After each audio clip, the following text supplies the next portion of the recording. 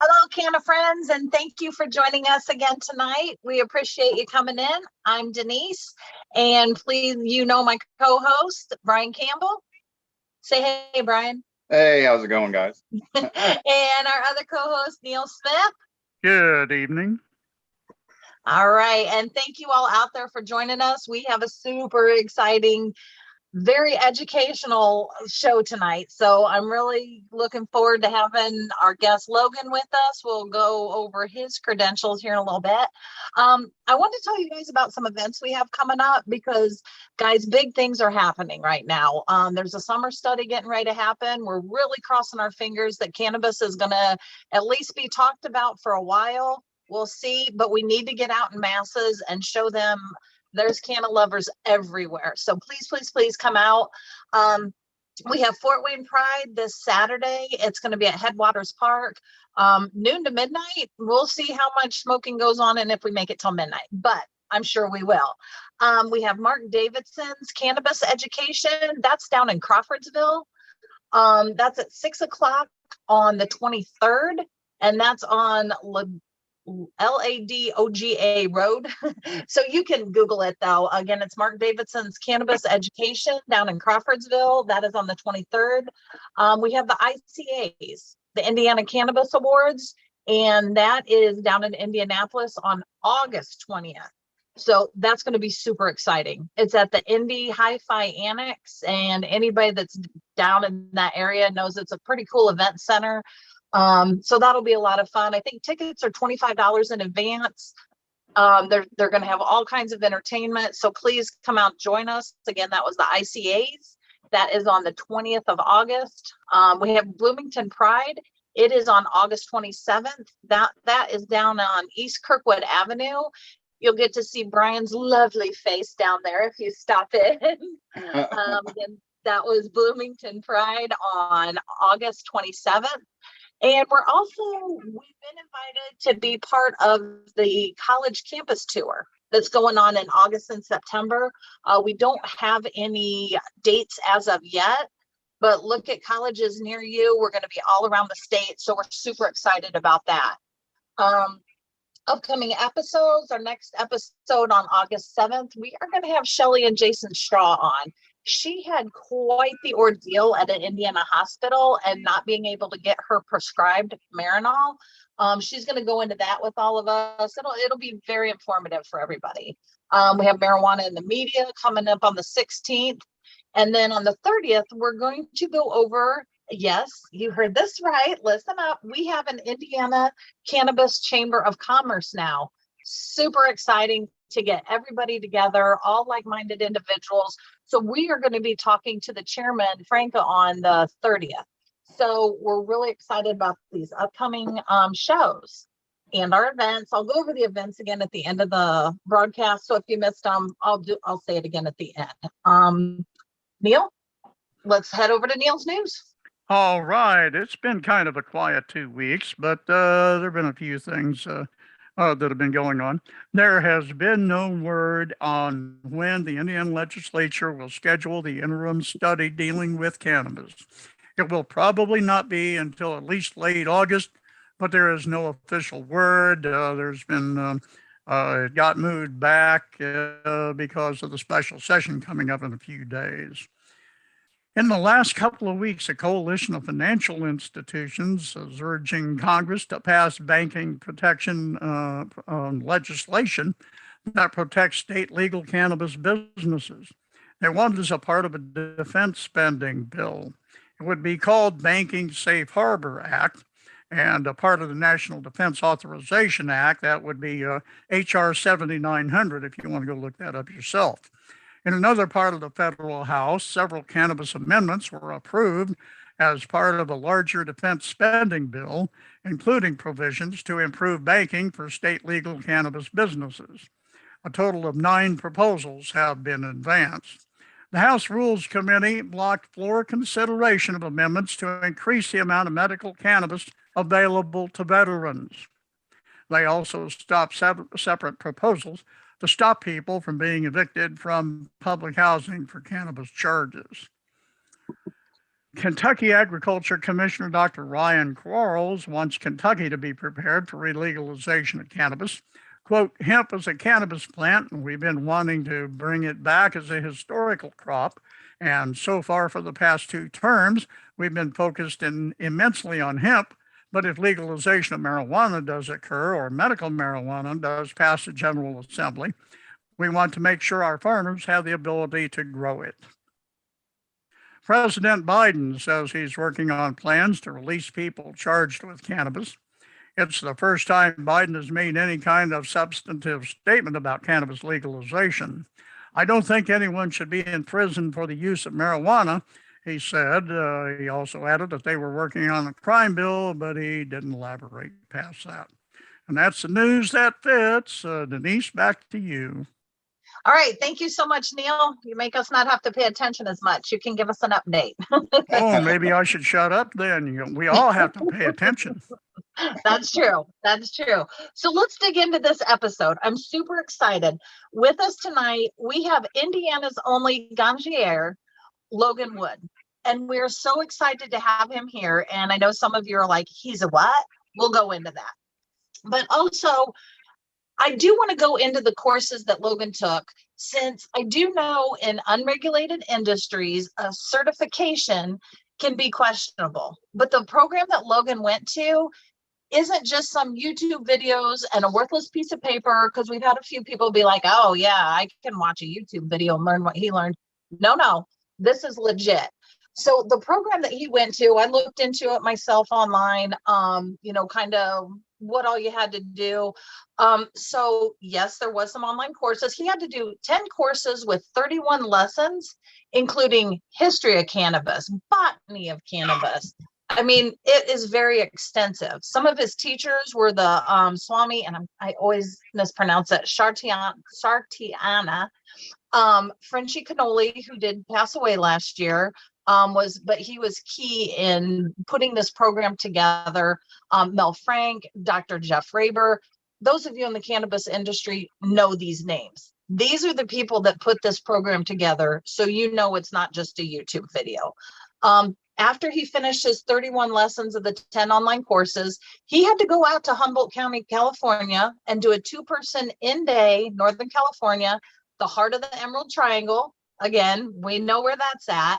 How exciting would that be, just to be there, more or less to learn all the things that he got into? Awesome. Mecca. I'm sorry, go ahead, Neil. Mecca. Yes, the Mecca of cannabis. And then when that was done, he actually had to take 3 in-person certification tests. One was written, one was a service, and one was a systematic assessment protocol, which I'm going to let him go into more. I'm not going to try to go into that. So I just want you guys to know Logan knows what he's talking about. I mean, we're so lucky to have him here with us. We're going to pick his brain hard tonight, so please pay attention. So without further ado, please welcome Logan Wood. Thank you for being here. Hey everyone, thanks for having me. I'm glad to be on here. So awesome. So Logan, let's start with, what does a Ganjier do? Awesome. So Ganjier, I know it's a new term for a lot of people. It was new to me when I first heard it. So the a Ganjier is similar to, consider like what a sommelier for wine would be. If you know what a sommelier does, or a cheesemonger or cigar cicerone, they are experts on quality and really anything that of their field or they're given. Mine happens to be cannabis, to where we break it down to an exceptional level so that the experience of the consumer is maxed for whatever you're choosing to do. We are really a quality and experience-based group of people. The program, like you'd mentioned before, is led by some of the biggest names in the industry. There's even some more. Nick Tannum, amazing solventless activist. You have Wendy Kornberg, whose farm we got to visit while we were out there. She has an amazing farm in the hills of Humboldt County, which would absolutely blow your mind. It's probably one of the most stunning places I've ever been. But we can really act because of everything we learn in this program. We can really act in any facet throughout the cannabis industry, from growing to consumer interaction at the retail level, to quality control, to really anything. Even, Passion of Mine eventually will be running like a consumption lounge one day. Making sure that everyone's having that proper experience. Awesome. All right, let's dig into it, Brian. All right. I guess we'll start easy. What is a terpene, and what is the main differences, say, between like a limonene or a beta pinene or a linalool or a myrcene? Gotcha. So terpenes are what basically give cannabis its flavors, aromas, and effects. And I'll start off with saying a terpene is a terpene is a terpene, to quote the late great Frenchy Cannoli. He explains in many details that the same thing that makes the orange peel smell like an orange, is the same thing in that orange diesel that leaves that orange smell, or that orange, pine solly smell. That's going to be your limonene. So same thing that's in an orange, right? Delta limonene. These are chemical constituents of the plant that give, like I said, that will give off certain aromas and flavors. There are different types. There are mono and sesquiterpenes, and it's all depending on how big the actual molecule itself is. It's really how that gets broken down. Okay, and what is a cannaflavonoid? I know they've found 20 so far, and how does that affect you? So again, similar to terpenes, your flavonoids are going to be just your things that help and give you those different flavors, a lot of those earthy or some gassy tones. Again, to things like esters and thiols and whatnot. A lot of big words. I know it comes down to basic, a lot of chemistry, but I promise you we can break it down and help out the consumer, even knowing just a little bit about this stuff. But yeah, again, these flavonoids and terpenes kind of work in conjunction with your THC and your CBD, your main cannabinoids. They all work in conjunction to kind of give you that experience or those medical effects that you're looking for. Yeah, so the entourage effect with all Correct. those. Yeah, and thirdly, cannabinoids. What is a cannabinoid, and what's the difference, say, between a CBD, a CBC, or a CBN, CBG? Mm-hmm. So your cannabinoids are your like you mentioned, your THC, CBD, CBG. All of these are your main chemical constituents or components of the cannabis. THC is the one we all know and love. It's been since Raphael Mechoulam discovered it. It's kind of been the focus of cannabis because it's the main psychoactive ingredient in cannabis. When you get just raw THC itself, it has limited. It can have limited medicinal value, but when you start combining it with these other ones, the like your CBD and your CBG, CBN, all of these are just similar compounds and molecules that are just slightly different in different ways. A lot of them come from, actually all of them come from one kind of grandfather overall molecule, which would be CBGA. And then as it gets broken down and its different facets throughout the plant, in the trichomes of the plant, you can create these different actual molecules that we know when we see on the labels and everything like that. And that is that a big reason why people should really pay attention to what's in their cannabis, because a lot of people sit there and they walk in and they're like, I want your highest THC. I want something with the high because I'm a stoner, you know what I mean? And it's like, no, like different terpenes work for different people. Everybody's looking for something different. Exactly. I always blow people's minds like, oh, you're Ganjier, you probably smoke the craziest, the highest percentages. Like, actually, no. I was like, some of my favorite things are like a 1-to-1 THC to CBD, like lower end 7-8% on either one, and then like 5 or 6% terpenes, and it'll give you an experience you've never had before. So it is like things like that are really, and yes, we would like to break that kind of stigma of just focusing solely on just the CBD or just the THC. Those while those numbers of course are a big factor to your experience, they aren't the only factor. Neil? Okay, I'd like to expand a little bit on some of this. What is the difference between THC, THCV, THCO, THCJD, THCB? There's so many THCs going on. What's up with that? What's the difference between them? So a lot of these, and I'm assuming you're talking about like what we see here in our market here in Indiana. So we see in like a lot of the Delta 8, and we refer to those as novel cannabinoids. So a lot of these are being brought from the CBD molecule, and they're from the CBD molecule that it's in hemp. And they basically break it down with different acetates and clean it up, and they can put it into basically a distillate form to where we can consume it. All of it should legally come from the CBD molecule. That's how the Farm Bill is written, and that's how at least all the companies here in Indiana are running it. The difference between all of them is got to come down to the end user. Do you have a little bit more of enough experience, or how does this one affect you, or the one way or the other? You're gonna have to try a few of them out to find out. I know a lot of people say Delta 8 is very much a want to put you to sleep kind of a feeling, whereas Delta 10 isn't. And I know a lot of people that can kind of be the opposite. So, but again, your flavors and your terpenes that you use with those, in that vape cartridge you may have, or things like that, that's obviously going to affect those effects, or have an effect with all of that. Yeah, it's I lowered my A1C number with THCV, which one of its characteristics is stimulating insulin production. These all have medical applications, I'm assuming. Yes, in some way or form, yeah, they can all have a somewhat of a limited effect or medical effect. We've been finding though that even in combining them, you'll see a lot of the products that are out on the shelf nowadays are blends of multiple together, because you're getting a broader effect and a broader feeling, or broader effects from what people are wanting. Now, another question I have in that regard. We keep hearing these things about, stay away from the acetates and the distillates and all that. And we've always followed the idea that if you buy a cartridge, get it from a licensed dispensary where the cartridge has been inspected and guaranteed. Where are they coming up with this idea that the distillates and the acetates are bad?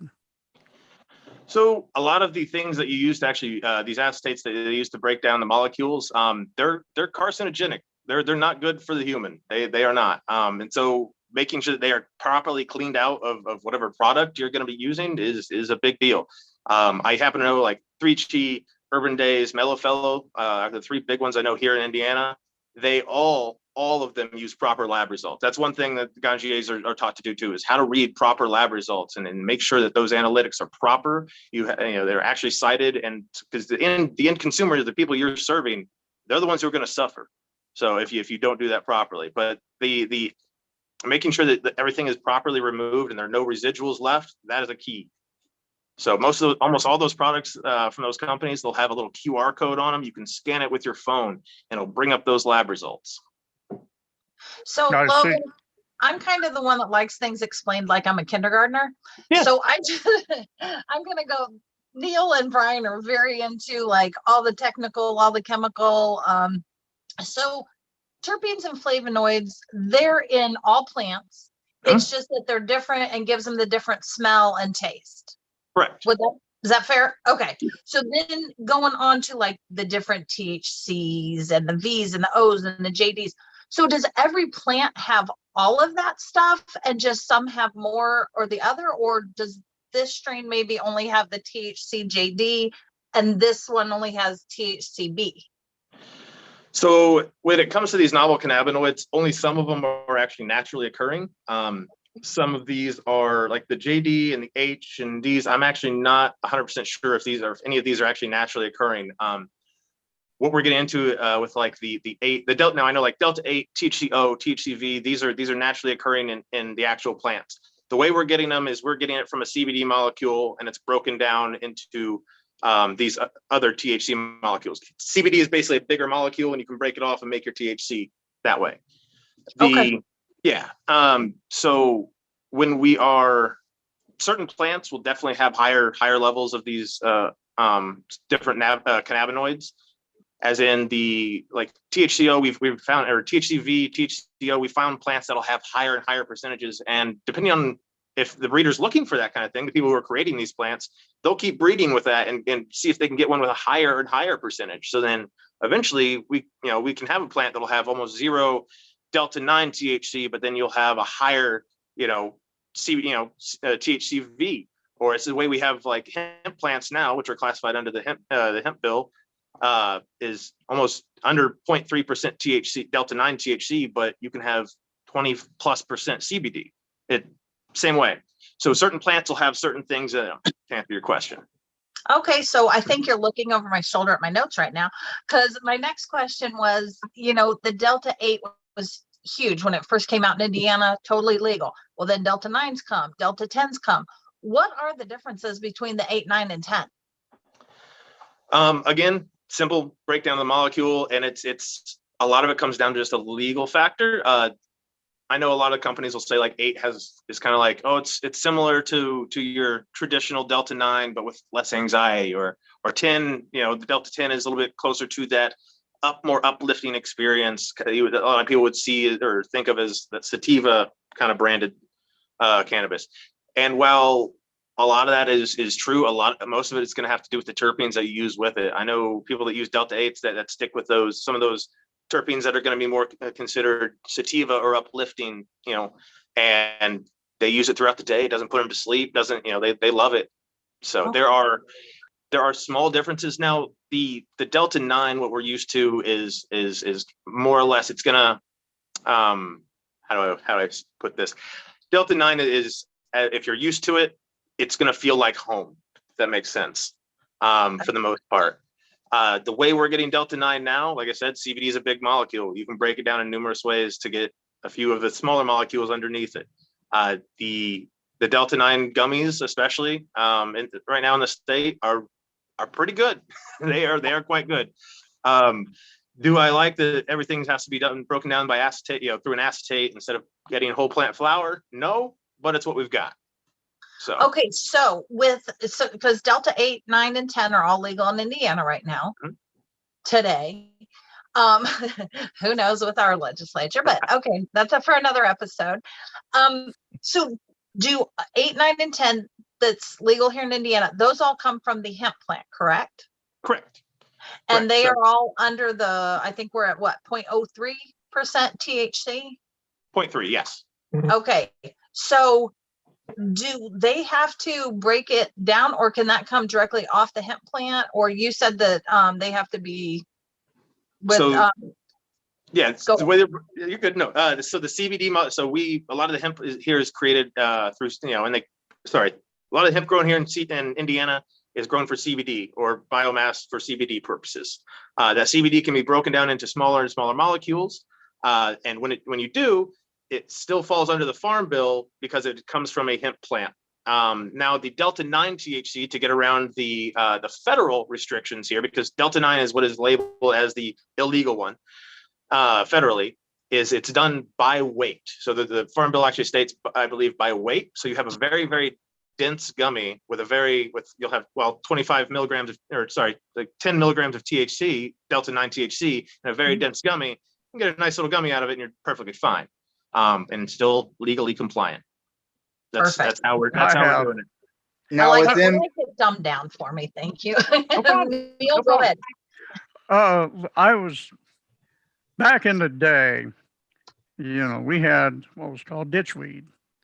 It was usually feral. It was usually, what the state of Indiana planted in 1911, and everybody ran up around Lowell and filled their trunks at night and brought it back. And you had to smoke half an acre to get a lousy buzz and headache. When I first tried Delta 8 and looking at it from strictly a recreational point of view, I smoked that and I thought, this is ditchweed. Now, You weren't the only one. Yeah, and Delta 10, and what the hell is this THC Delta 9 out of a less 0.03? Explain to us old hippies, why have the Delta 8 or the Delta 10 or the hemp Delta 9 if they're not going to do the job?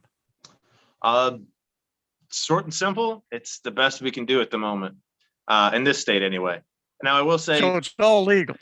It is all legal. By the book, it's legal. There are some people that argue that due to loopholes and whatnot, but you wouldn't have companies like 3 Cheese sponsoring the NASCAR right now if it wasn't legal. So that's kind of where it goes. But yeah, and it comes down to what your personal preference is. And we've lost a lot of or I won't say lost. We have put away for a time being some of the cultivars and strains of that, like you said, some of the old hippies maybe used to. And a lot of those, you got to remember, there were no lab testing around for those day and age. So they just went on what did the job the best, what tasted the best, what smoked the best. So we find that a lot of those things are higher in the terpenes is where we're turning. It's why you aren't quite getting might not be getting some of the effects that you're used to. A lot of the stuff today is severely inbred polyhybrids with very little actual terpene expression coming off of them.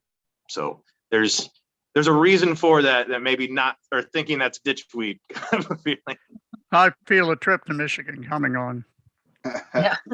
Now, you talk about compounds to break down the molecules, and CBD to make the THC. Now, when making concentrates, you have BHO and my favorite, live resin, whatever you want to call it, because the heat press.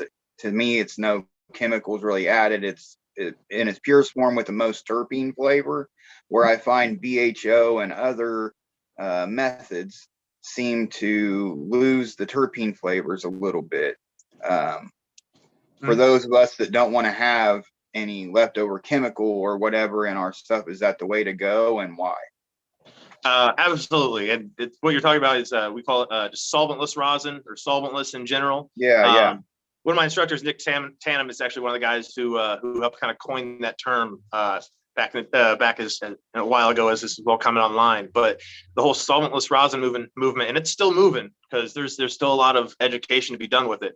But it is there's a few different ways you can do it. You can either do it by like extracting through basically shaking your cannabis and getting the trichome heads through a screen, or my personal favorite is through water extraction. I know that was Frenchy Cannoli's preferred method for making hash and hash rosin as well, to where you're basically just using ice, water, heat, and pressure are like your main ingredients other than your cannabis, and that's how you end up with that with your concentrates from that. And it tastes delicious. It is one of the best ways to preserve terpenes. It is unbelievable. And then you get into there's a whole other cold cure or light or fresh press debate, which that's for the connoisseurs and how you want to do everything that way. So, but yeah, as far as where we're moving in the industry, I feel like that's going to be a big push is solventless, because people are starting to take note of what they're putting into their bodies and what it's doing. And that's one way you can really assure that there's been no adulteration to your product. Yeah, So no chemicals, just straight flower. Oh yeah. thanks for bringing that up, Brian. That was a great question. I appreciate that. We do have to break real quick. We have sponsors. We have to do a commercial, which we want to thank so much to our sponsors. Let's take a listen.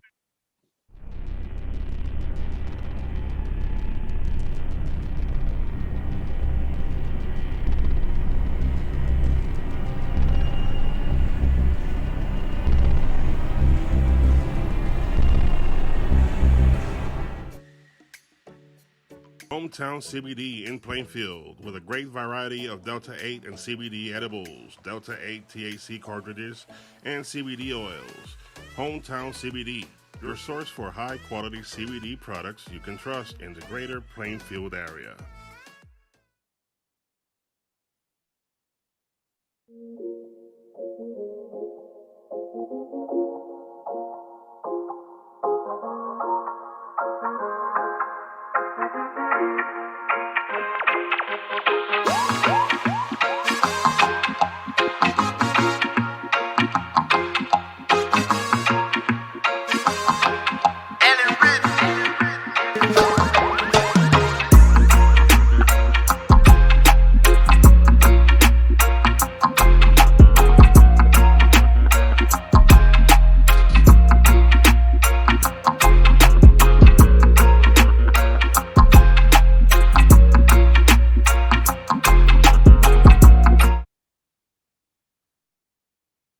Hey, everybody. Thank you so much.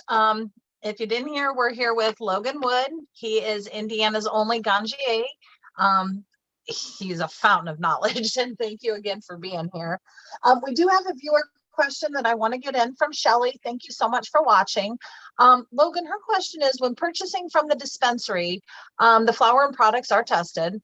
How long are those testing results valid for? And is it reasonable to assume that after sitting on the shelves for 6 months, that those test results are not as accurate as the plant material naturally breaks down, or are they pretty shelf stable? Oh, you're still muted, Logan. There we go. Awesome. Awesome. Thanks for the question, Shelly. Great question, by the way. So what we're finding, it kind of depends on the product and how it is kept per se. But as far as the lab results go, for heavy metals or pesticides and things like that you're looking for in those lab results, if it was good when the product was checked and there was nothing there, with it sitting on the shelf, if it's never been touched and the seal's still there, those things should be fine. You may find some degradation though in something that's reached past that 6 month to a year mark, and you'll find some degradation with possibly like terpenes. So your flavors, your smells might not be quite as intense if it hasn't been kept properly. With that being said, really well kept cannabis can keep for quite a long time, up to about 18 months before really any degradation, but that's perfectly kept. Most of us don't do that. But awesome. So yeah, you can absolutely still trust those tests for the heavy metals though and things like that after that 6 month mark for sure. What about just throwing it in the freezer? Well, that once you buy it, throw it in the freezer, and how long will it stay like that?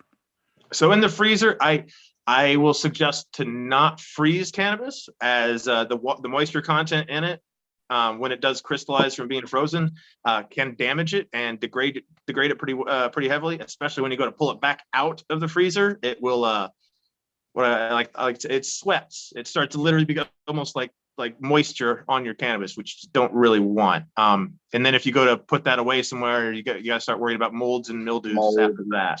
Mm-hmm. Oh, good idea. Thanks, Logan. Yes. So we do have one more viewer questions before we kind of dig into ours. I'm assuming she's talking about the plant itself. She said the crystals, is there a different name for them? So yeah, all the little white fuzzy guys on your cannabis, those are trichomes. So it's a little stalked, and there are a few different types, but the ones we like are called capitate stalked trichomes. It'll have like a little ball on.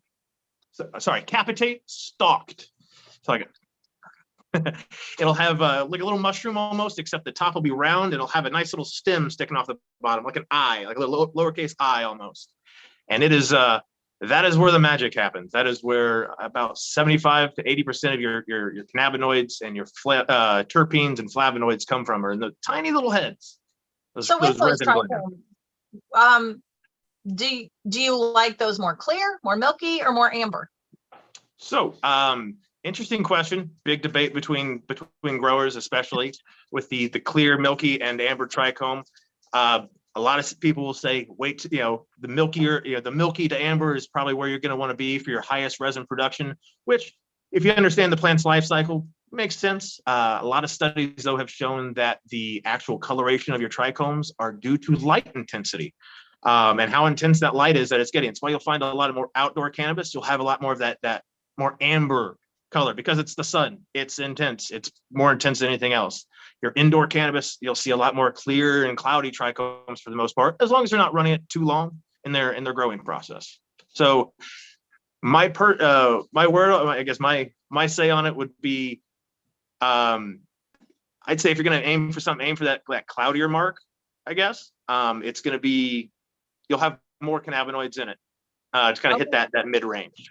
So kind of this leads me back. So I know Brian has a question he wants to ask, but on that, so the systematic assessment that you did that was part of your testing, would the trichome visual on that be part of that, or what is that? So absolutely. How about this? I'll take a moment here to kind of explain what the systematic assessment protocol is. I'm on my phone right now, everyone, so I can't actually show you.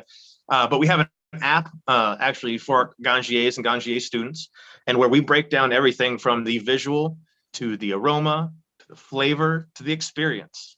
Part of the actual visual of that is noting the trichomes, right? And trichome density. How many of those trichomes actually still have their heads, that little circle on the top? How many of those are still there? Because certain processing techniques tend to kind of shear those off. And if that's where the good stuff is, you don't want to lose those. Taking into account the assessment of the actual trichomes is a big part of our grading process.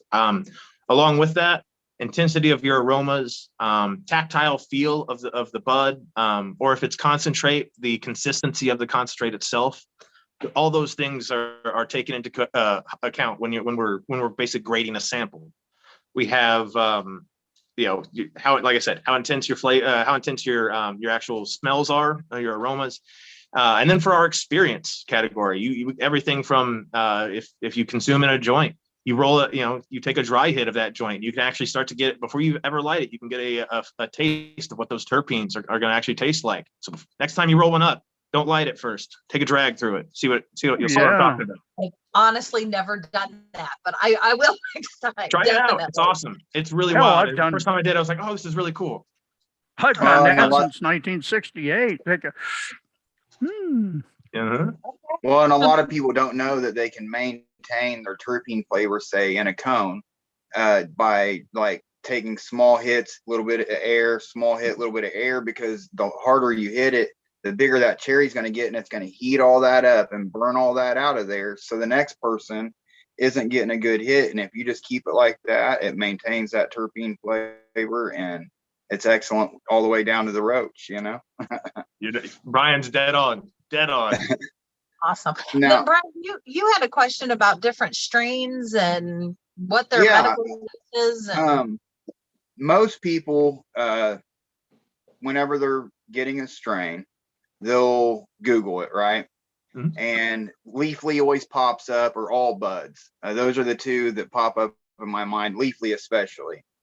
And certain strains will say it's for anxiety, especially anxiety. And it seems like a lot of sativas are for anxiety. Now, me personally, most sativas cause me to have anxiety.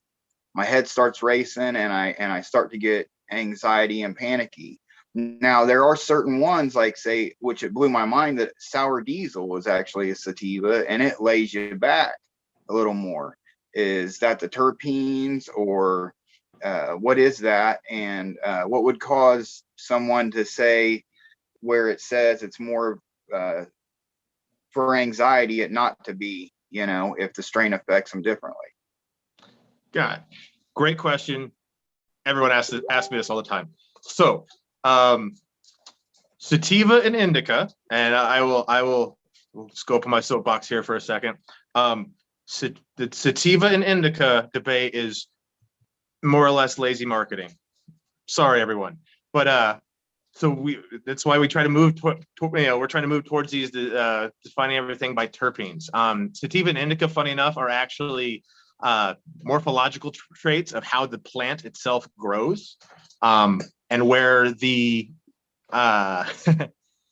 sorry, I was just reading a question at the bottom. Sativa and indica are actually more morphological traits of how the plant grows.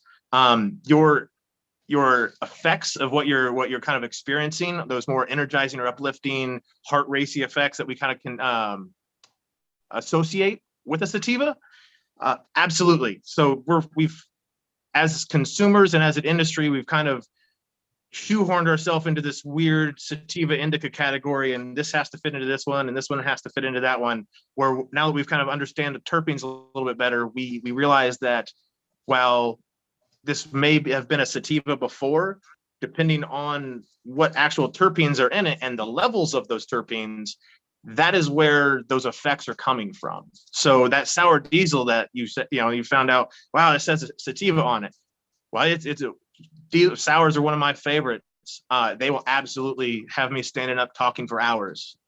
I can almost never lay back down on one of them, and sit down. It's one of those wild things. So it becomes a very personal effect because everyone's body chemistry is different. And that's where that whole sativa and indica debate kind of becomes an issue. Yeah. Now, that's what. Do the terpenes, are they the major component when it comes to something like that? See, like me personally, I love an Afghan Kush, Afghani. I have a lot of insomnia and body, pain. Oh, yeah. And it seems like that really lets me sleep like a baby. Gotcha. Is it what your body personally needs is what you're going to find in whichever type of cannabis? Because somebody will try cannabis and be like, oh, that's not for me.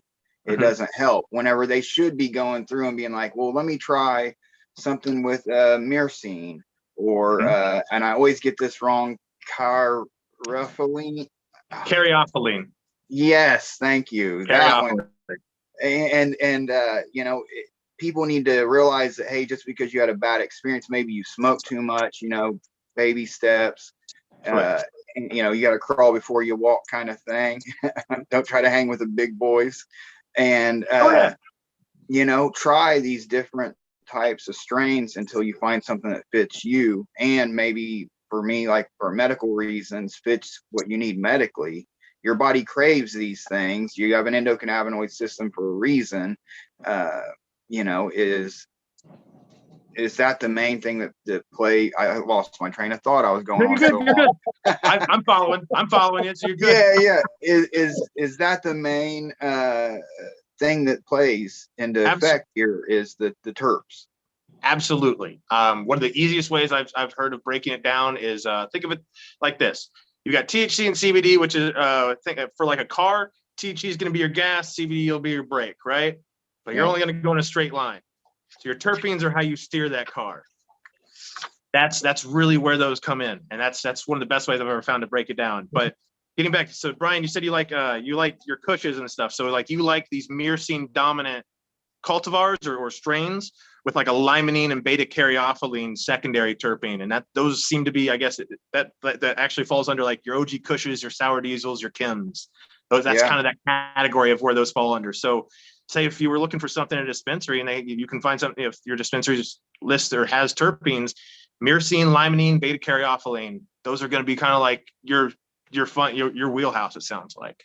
Well, those were the three that I mentioned originally first. I was like limonene, myrcene, and then I was just waiting on that last one because I didn't want to say it, because I'm like, man, I get this wrong every time. It's I all can right. never remember that word. They're big words. Back to Big explaining word. it like a kindergartner. So you kind of said the indica and sativa is lazy way of marketing. I've read some articles where there's very few plants that are anymore strictly sativa, strictly indica, just because everybody's crossing everything and that kind of thing. What are your thoughts on that? Very true. And actually, in one of the recent articles, or not recent, sorry, one of the best studies done on the whole let's see, what is it? The chemotaxonomic analysis of terpenoid variations in cannabis. It was done by Carl W. Hillig. It was done here in Indiana, at Indiana University, IU. It's actually one of the best out there, and it explains they've gone through and found that and tracked all the terpenes, the cannabinoids. They found that most things are linked already of what we're using. There are a few outliers here and there, but almost all of it falls under that what we would call cannabis indica, broadleaf or narrowleaf drug type. So it's not hemp, it's not these other ones. And all of these, that's where all of these kind of fall under. So yeah, a lot of them are very, very closely related and very, very similar. So are those very few, are those the outliers, the land races? Is that what, whenever somebody references a land race strain, is that the original? Kind of. It can also be just different. So we have like ruderalis, which came out of like Siberia and Russia. Yeah. We've got some other ones like, so yeah, some kind of little outliers here and there. Your hemp varieties, there's some different, slightly different ones that come out of like your Asian regions and things like that. But other than that, most of what we consume here is all of that kind of cannabis indica, broad and narrow leaf drug type. Yeah. Now, basically not grown for fiber. Are the rugeralises the ones with the curled leaves? They curl in a little more. It seems like the leaf structure looks totally different than, say, what we have here. Or am I off on that? No, I mean, so ruderalis is again cannabis variety, and a lot of times it got a lot of bad rap for a while for being a low THC kind of ditchweed, funny enough, variety. But its big thing is that it doesn't need a certain light cycle to flower. So it'll flower under basically anything, any sort of light cycle. It's all done on the maturity of that plant. It was, like I said, kind of kicked around and to the side for a little while, but there's some wonderful breeders doing some really cool things with it now. But you can find some really great cannabinoids or really great plants with high levels of cannabinoids and terpenes coming even from ruderalis now. It's just it grows a little different is basically its difference. Okay. Mm-hmm. And that kind of leads us into Neil's next question, actually, of the plant. Cool. Yeah, have you been in touch with anybody in the Indiana government about with this information? We seem to have people in our government that can't read, that they can't listen to actual experts speak about cannabis. Have you had any political contact yet? So yeah, earlier this year, I went down. I was actually speaking in front of the committee for the House Bill 1043, which was the craft flower bill. I was down speaking in front of the committee at the State House earlier this year, which was the first for me. So that was pretty cool. But other than that, I've reached out to a few different people, never really got a response, just saying, hey, I've got a bunch of information. If you'd like, I can break it down for you. I can send it to you, whatever you need. Not really a whole lot of response or any response for that matter from any of them, but we keep doing what we got to do. That's true. We're going to keep on hammering on them.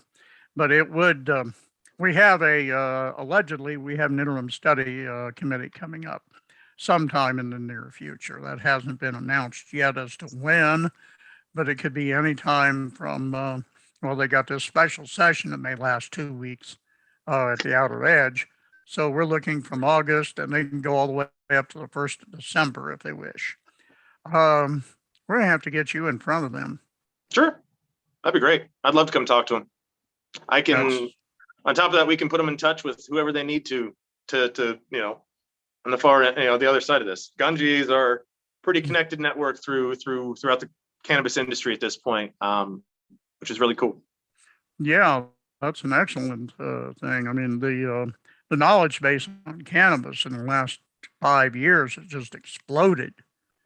I mean, it used to be, what you smoking? "Oh, I got a blue dream." Well, what's the breakdown of that? How the hell should I know? You know, I bought it Right. off a dude that went up to Michigan. Uh, but we definitely need solid information in front of these people. Some of them, like I said, I'm not sure they can actually read or comprehend. But somebody, hey, here's a credential. Y'all like credentials, right? Oh yeah. It was, yeah, we do need to get the legal thing in Indiana fixed, and the sooner the better. We've got people sick and dying that need this stuff, and it's better than anything else on the market. Oh yeah. So, we'll be in touch with you on that, no doubt. Please do. Like I said, I'm here to help out. Most Ganjiers, actually all Ganjiers, we're here to help out. We are not these snobby, got to do it a certain way kind of people. I would say, I won't speak for everyone, but most of us are pretty laid back individuals. We're just here. We're just passionate about the plant, and sometimes to extreme levels when we get into the science. But we're always here to help.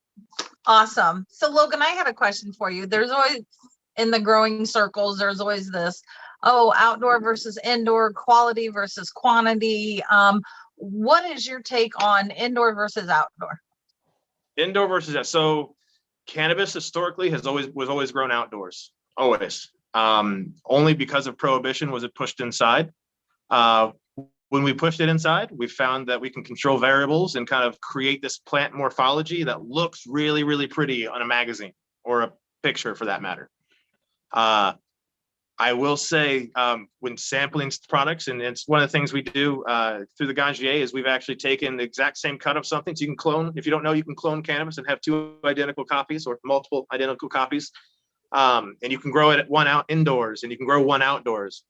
And if done well, almost every time that outdoor cannabis is going to be better.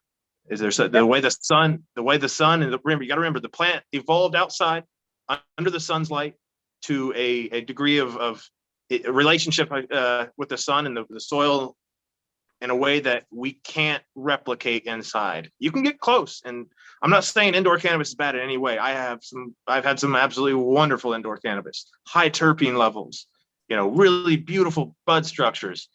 But there is something else about Mother Nature touching that plant that it does, and it makes it just it tops it off. And would you say that is nationwide? Sorry, one more time.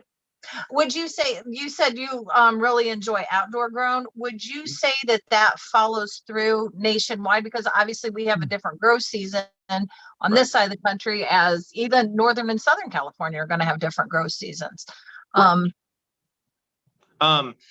I will say that it's going to depend on the area for sure. And I know that some places are just not conducive for growing outdoor. Florida, for example, it's so hot, so muggy, and humidity. You're gonna have mold and mildew issues when you get to the end of that flowering cycle.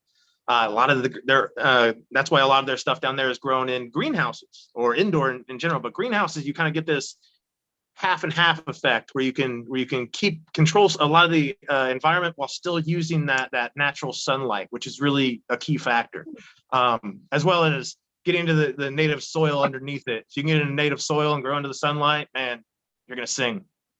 Awesome. Well, so we have another viewer question. I'm sorry.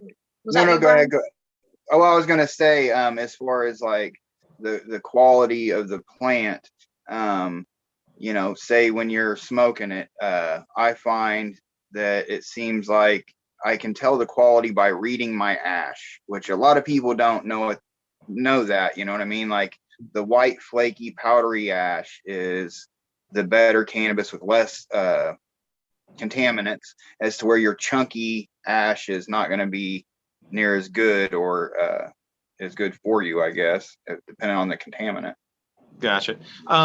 So yes and no to that. I've had some really really black, not so great tasting, or cannabis wasn't so great tasting, but really black ash that wasn't the greatest. And it just, I've also had some really great tasty cannabis that had a higher moisture content that still kind of had that black ash. So a lot of it actually comes down to the combustion and of it and the moisture content. Now I will say that with say something that still even has pesticides or things like that on it, you will still get that kind of black crumble. You even get some like poppy little sparks coming off of it with some of these things. So those can be indicators.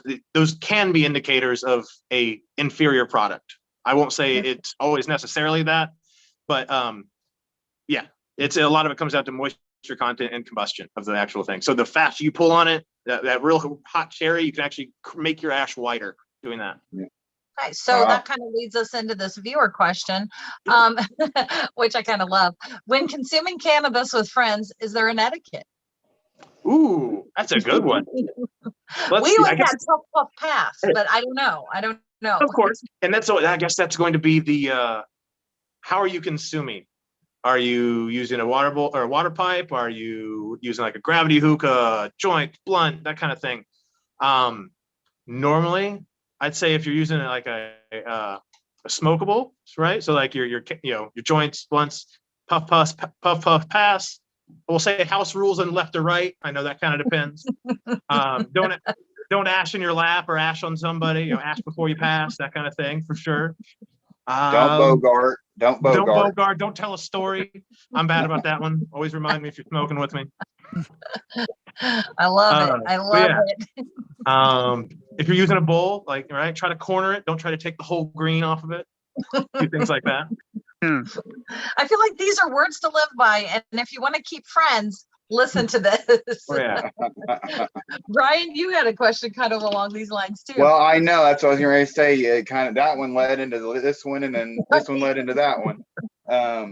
Now, when consuming cannabis, different ways of consumption work better for different people. Everybody's different. To me, I got rods in both my legs. I broke my neck back, so I have suffered from a lot of pain, and I find that edibles help more for longer. It just seems to last longer. And whereas flower, yes, the effects are immediate, so always have a little flower while I'm waiting on the edible, and but it seems like the edibles help me more. What's the best way to consume cannabis for different things? Like I know a lot of people like tinctures or concentrates, things like that. So the best way to consume, my words on this, the best way to consume or how you're comfortable, or basically what you're comfortable with. Not everyone's comfortable smoking, and that's okay. That's totally okay. I'll never shame someone for not wanting to smoke with me. That's totally fine. Edibles, like you said, for pain, for people, especially for people who are maybe not as mobile, pain, because of pain wise, edibles can be a wonderful choice, especially if you're not able to smoke or vaporize in whatever area you're going to be in. But again, it's all about what you're comfortable with and finding what works for you. That's that whole goes back to that whole trying things out and testing it. Now, and with edibles, a lot of people get the misconception of like, oh, the first timers anyways, after that, they figure it out pretty quick that an edible, once it processes through your liver and creates 11-hydroxy metabolite, which is 5 times stronger than or more psychoactive than regular THC. So they think they've been dosed. What would you say to a rookie user, what a good dosage would be, or even for someone that's feeling effects of pain or whatever issue they may have, what would be the right dosage to start out with? Gotcha. So if you're a rookie or someone who has never consumed cannabis, 1 milligram, please, do not overdo it. You can always take more. You can't take less. That's one thing I always say. If you've got say you go to one of the shops and everyone's got 10 milligram gummies, try to cut it into 5 pieces. That way it's 2 milligrams, right? And that way, if that 2 milligrams is maybe a little too much for you, you can understand to kind of cut that down a little bit more. But that 1 to 2 milligram range is really where I would like someone to start.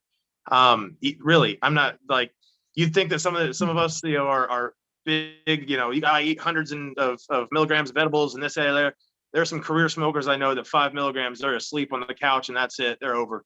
So and one really edible tip I also want to add: give it time. Yes. Some Yes, people, yes, yes. it takes over 2 hours to hit you. If you're not high in 10 minutes, don't eat another brownie. No.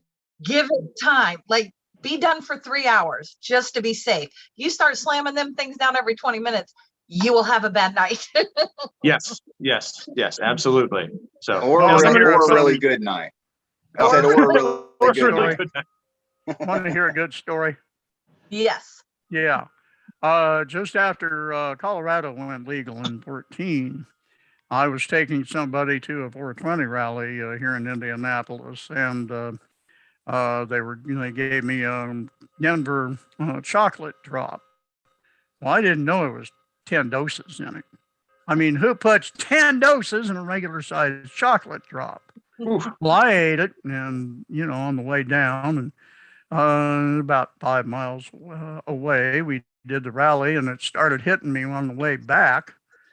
And this route I had driven countless of times from, the Indiana State Fairgrounds to the south side of Indianapolis. It took me 3 hours to drive that because I kept getting lost. The vehicular operation was great, no problem at all, but oh my God. Yeah, Oh, careful with the edibles. Careful with the edibles. That's definitely careful with the edibles. So Logan, we're at our 1 hour mark. We could sit here and talk to you for another 3 hours, I feel. We have all the questions. If you'd be willing to come back sometime, we'd love to have you back. Absolutely. Absolutely. Please just let me know whenever. Awesome. Awesome. So I want to hit our events again. I told everybody I would. Fort Wayne Pride this Saturday. Come on out. We'll have all kinds of merch. Mark Davidson's Cannabis Education, July 23rd. The ICAs on August 20th. Bloomington Pride, August 27th. Come on out. And don't forget to check us out in 2 weeks when we have Shelly and Jason on. Thank you guys so much for being with us. Have a great night. Good night. Good night, everyone.